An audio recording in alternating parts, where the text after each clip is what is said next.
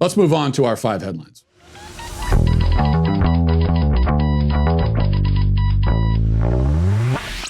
Well, these are always fun. Joe Biden was interviewed by, I believe, Yahoo News and was asked whether he would take a cognitive test. And his answer, you might say, proves why he needs one. Watch. Have you taken a cognitive test? No, I haven't taken a test. Why the hell would I take a test? Come on, man. That's like saying you, before you got in this program, if you take a test where you're taking cocaine or not, what do you think, huh? Are you a junkie? What do you say to President Trump, who brags about his test and makes your mental state an issue for voters? Well, if he can't figure out the difference between an elephant and a lion, I don't know what the hell he's talking about. Did you watch that? Look, come on, man. I know you're trying to goad me, but I mean, I'm so forward looking to have an opportunity to sit with the president or stand with the president in debates. There's going to be plenty of time. And by the way, as I joke with him, you know, I shouldn't say it. I'm going to say something I probably shouldn't say. Anyway, I am very willing to let the American public judge my physical and mental my physical as well as my mental fitness. Oh, Joe. That you know, I'm at the point now where I actually am rooting for Joe during these interviews. I really am. I don't say that ironically. I really want him to get through it and perform well in the interviews. I don't want him to win the election, but just from the sheer weight of the secondhand embarrassment watching this, I want Joe to do well. I really am pulling for him. Though watching this, I'm not really sure if dementia is the problem versus drunkenness, because he really came off like a drunk guy, especially in the first part of that interview. He's like, "Come on, man. Come on, man." That would be like me asking you if you were taking cocaine. Come on, man. It's bad. It's bad news, and this is. And here's the difference between Joe Biden and Donald Trump. We played that interview yesterday of Donald Trump, Axios, and it was. I mean, unless you have completely sacrificed your brain to partisanship, there's no denying that interview was a disaster for Donald Trump. But and he did stammer around like he tends to do, and it was relatively incoherent. But it's not incoherent in exactly the same way. There's sort of a difference. Where whatever else you say about Donald Trump, you don't really get the impression that he's plunging into senility, even though he's not much younger than Joe Biden. You don't get that impression. With his incoherence and his eccentricity, shall we say, it's just that's who he is. That's how he's always been. That's just his personality, for better or worse. With Joe Biden, though, it's a very different sort of thing, as I think most people can tell if they're being honest. Number 2, this was interesting. Kindergarten Cop, the movie Kindergarten Cop, is now canceled. As we go through and belatedly purge all books, shows, movies, films that might be offensive to anyone, anywhere, for any reason, Kindergarten Cop, the movie where Arnold Schwarzenegger goes undercover as a kindergarten teacher. I don't remember why he did. What was the reason for that? Was one of the kindergarten students was like in a drug gang or something? He was trying to, but I don't remember. Anyway, that's now on the chopping block. It was supposed to be shown at a film festival in Portland, and it was pulled after activists complained about it, which really is not a surprise. I mean, it's a film festival in Portland. I would already assume that you can't show any movie in Portland unless it's a movie about a black transgender polygamist furry overcoming adversity and learning to embrace his sexuality. As far as I know, there isn't any such movie. So I guess that's another way of saying you can't show any movie in Portland until someone makes that movie. And then that will be the only movie you can show in Portland. But anyway, Kindergarten Cop got pulled. And get this, the reason it got pulled is because it normalizes the police, and it promotes the idea of having police in school. And that's a very terrible thing, apparently. We don't want that. I was actually surprised by that, because the moment I saw the headline of Kindergarten Cop getting canceled, I assumed they were dumping the movie because of this scene. Boys have have a penis, girls have a vagina. Thanks for the tip. What a transphobic bigot. Was that kid ever arrested? I hope so. Probably not, though. He's probably still prowling the streets, promoting, biological science and thereby killing people somehow. Got to do something about that. But no, that was not the reason that the movie was canceled. All the more reason to cancel it, of course. But I guess no one noticed that. And by the way, the reason no one noticed it is because the people that are outraged by the movie clearly have never seen it. All they heard is the title, Kindergarten Cop, and that's all they needed to know.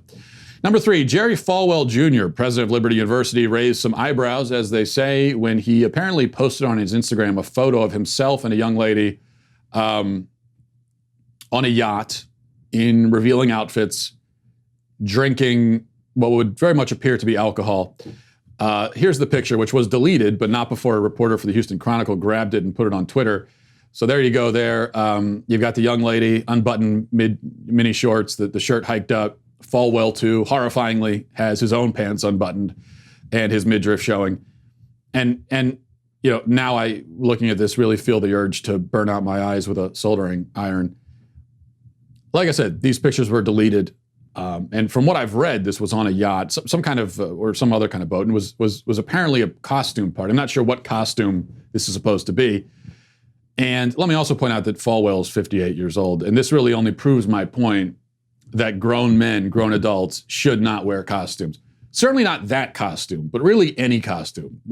As a male, once you get over the age of 10, you're too old for costumes. And if you're a grown man, you're especially too old. Now, you can say that this isn't a huge deal, and it isn't in the grand scheme of things.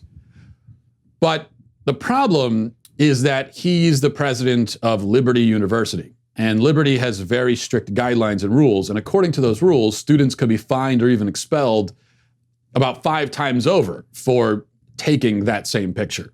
That's the issue.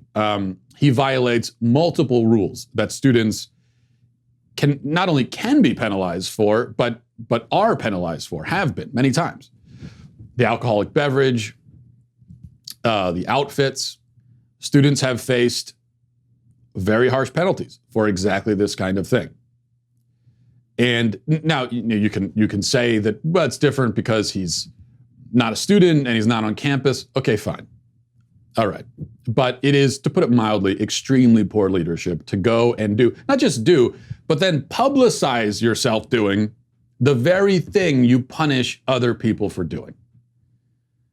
And, I've never been a big Jerry Falwell fan, to be honest with you, and for this reason. This is why. Christian frauds who enrich themselves, there's just something about those types that I don't like. I don't know. Maybe it's just me. It's just they rub me the wrong way. Number 4, there's been a lot of coverage recently of the QAnon conspiracy theories and, followers of Q. And just to be clear, a follower of Q is someone who's a follower of random trolls who post things on message boards claiming to be operatives in the government. Of course, no evidence is ever provided for any of these claims, and no one asks for it. They just follow along anyway. That doesn't stop, with the conspiracy theories, of course, that never stops anyone from latching on. But there's been a lot of coverage of this recently. The media is trying to gin up concern about QAnon. And this is not to be conspiratorial myself, but I think this is deliberate. The outlet Axios, which the ones who did the interview with Trump yesterday, they have an article claiming that QAnon is rising, becoming more prominent. This is what they say, among other things. They say conspiracy theories tied to QAnon are growing more popular. There was more than 10 times as much Google search interest in QAnon in mid-July than in mid-January, according to Google Trends data. QAnon pages and groups on Facebook had nearly 10 times more likes at the end of last month than they did in July, or last July.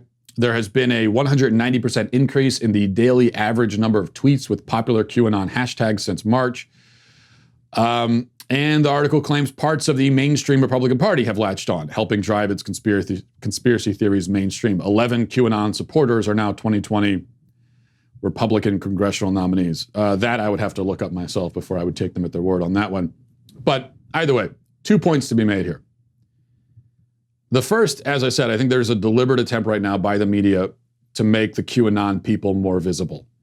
And the obvious reason to do this is to discredit conservatives and, by extension, Donald Trump. And this is one of the main reasons why I hate these delusional, idiotic conspiracy theories, because they make us all look like morons. You know, even though QAnon are in a tiny fringe, it doesn't matter. It's embarrassing to all of us.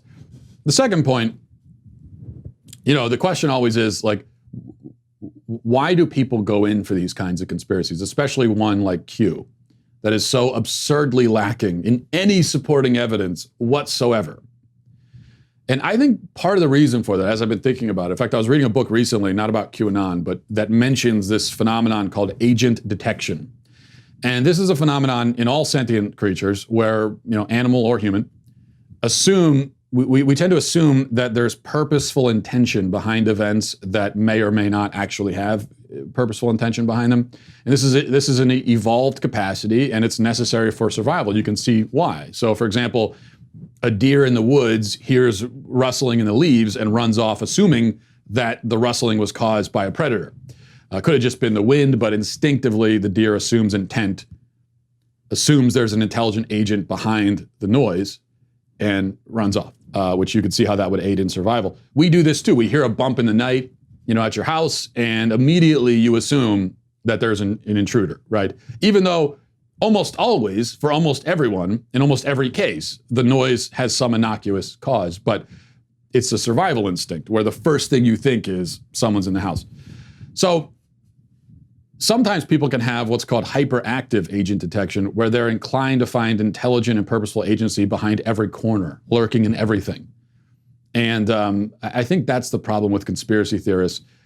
Perfect example. I mean, there are thousands of examples you could use, but perfect example of this, not from QAnon, but from a different conspiracy theory, the grotesque and horrendous Sandy Hook conspiracy theory. The claim that there was no massacre, it was all an act, and the parents of these murdered children are lying, okay? One of the lines of, quote, evidence for this was that an article was posted after the attack, about the attack, but with a timestamp from before the attack happened. The conspiracy theories with their hyperactive agent detection jumped in and presumed that there was some sinister intention behind this, right? Some actual willful reason for it. Now there wasn't. Timestamps on the internet are often wrong. It's totally normal. There's nothing even very strange about it. And besides, what even would be the claim here? That the media was in on the conspiracy theory and knew that they were going to do this hoax, and then posted an article about it before they even did it? Why would they do that? It doesn't even on the conspiracy theorist theory, it doesn't make any sense at all.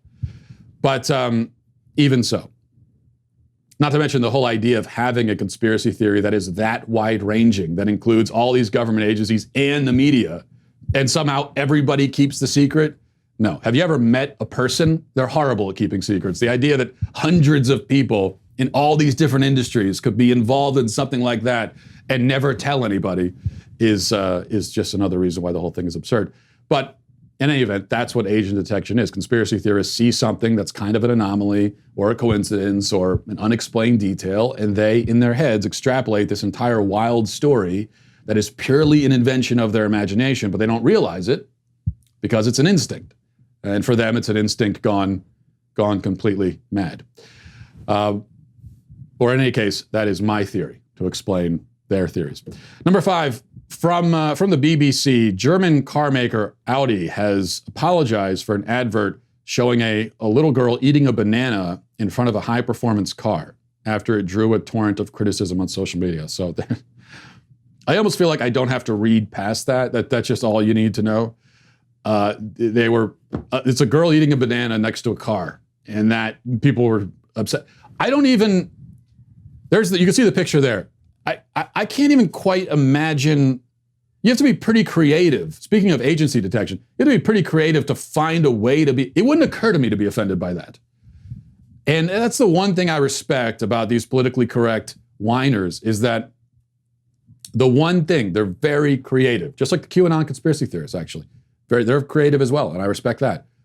So very creative in find something as innocuous as a child next to a car, and you find multiple reasons to be offended by it. There's something of that's an actual skill. I don't think it's a skill that really will do you much good in life, and certainly it's harmful to society, but it's a skill all the same.